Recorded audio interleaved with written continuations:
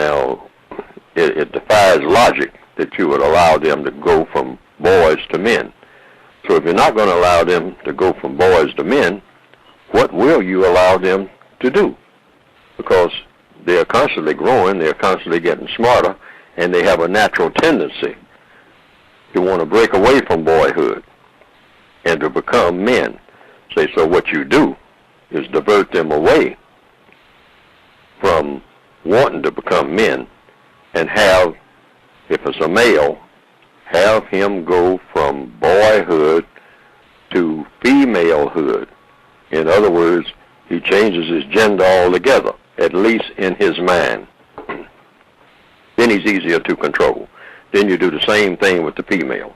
Take the black female, and rather than allow her to go the normal progression of things, steer her in the direction away from becoming a woman and in the direction of becoming a male.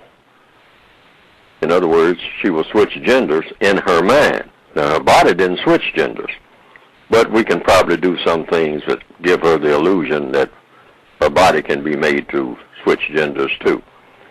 Now, when you do that, what you have is confusion. You have added confusion. And one of the best ways to control people for a long period of time, particularly if you confuse them sexually, is through confusing them sexually, so that you have a male thinking he's a female or wanting to be a female, even if he's struggling and trying and whatnot and trying to do everything that a female does, but he doesn't have the physical equipment. But he's got it in his mind anyway. He's just determined that he's going to act like one and be one and do the things that females do, and look at males like a female looks at males normally. And then over in the female column, have the female do the same thing. Only thing about it, she's not going to try to grow into womanhood. She's going to try to do everything that she sees males doing, including in the bedroom. Try to become an artificial male. And she can do this in her mind because the mind is very flexible. A person can actually think that they are a bird if they want to. But before they try to fly or jump off a building, it's best that they get their equipment for doing so. So that's the way that works. And when you can get people on that role, and when you have people subject to you, you can always propagandize anything. You can make anything look like it's the fashion because you set the rules for the society. So that's what's going on. I tried to be as comprehensive as I possibly could in that description, and I hope that people could understand what was being said. Yes, sir. So that's what we have now. We're heading in that direction now, full steam ahead. I'm saying that's entirely incorrect. The white supremacists are the bottom line people. They have all the other people up front. That's a part of it. That's a part of the refinement stage of white supremacy.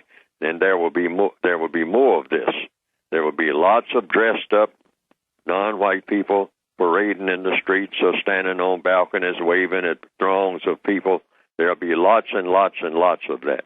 There'll be more and more, actually, into the hundreds of thousands of black people in limousines, waving at crowds from the back windows of limousines, all dressed in fine cloth and all like that. There will be many thousands of those. In fact, it will run into the millions eventually because there are more and more people coming into the planet. But then there will be hundreds of millions that won't have a biscuit if this system continues, because that's what the system generates. It's all a matter of percentages. Like any business, the business of racism is a fraudulent business. It's a business that's very powerful, but it's a gangster business, and it's based on gangster business principles, meaning you have a relatively few people. That's when you say relatively few, you're talking about the number of people on the entire planet. And so it won't look like a few when you're going around photographing everybody, but photographing a few, that is. And when you say a few, you might run into the millions. So you will have the grand illusion that a lot of people are prospering in the system of white supremacy. But when you look at all of the people on the planet, you will see that it's not a lot.